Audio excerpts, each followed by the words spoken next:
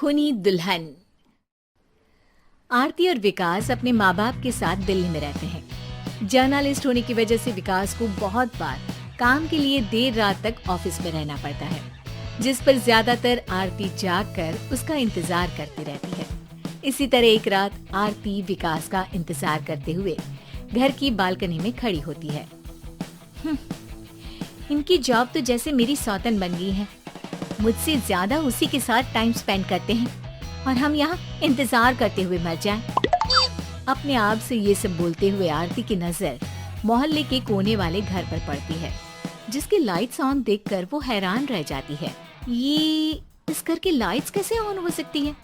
यहाँ तो सालों से कोई नहीं रहता। वो ये सोच ही रही होती है कि तभी उसे घर की खिड़की पर औरत की परछाई के साथ लाल चुन्नी दिखाई देती है, जिसे देख आरती डर से चिल्लाने लगती है। भूत! कोने वाले घर में भूत है।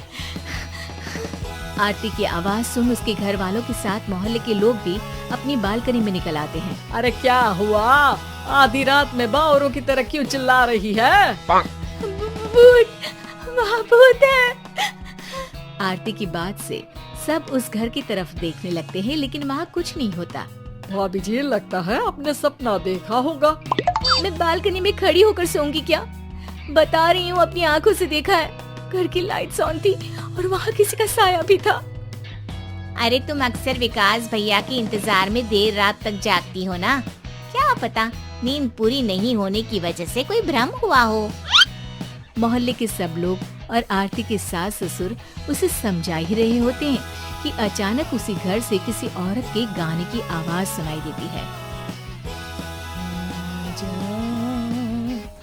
ओ मेरे प्रियतम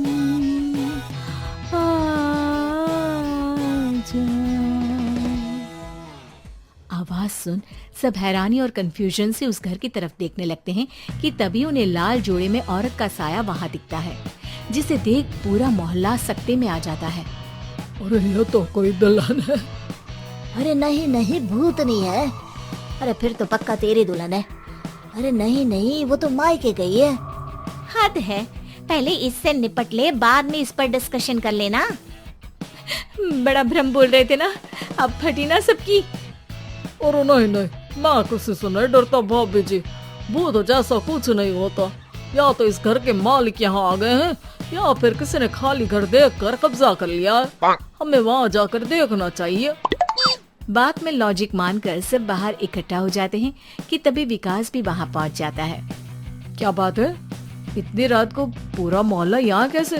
भूतिया दुल्हन की वजह से। क्या तुम्हारे अलावा भी कोई दुल्हन भूतिया हो सकती है? इस भूतनी का किस्सा निपटने दो, फिर तुम्हें अपनी भूतनी दिखाती हूँ। अब सारे लोग मिलकर विकास को पूरी बात बताते हैं, जिसे सुन वो भी उनके साथ जाने के लिए तैयार हो जाता है। जिसके बाद वो सब डरते हुए उस घर के सामने जाकर खड़े हो जाते हैं। तुम सब यहीं रुको, मैं अंदर जाता हूँ। अकेले जाओगे? अरे नहीं नहीं, आप सबकी नकली भूतनी भी तो होगी ना मेरे साथ। कैसा मजाक कर रहा है यार। रुक, मैं चलता हूँ साथ में। क्या मैं चलता हूँ?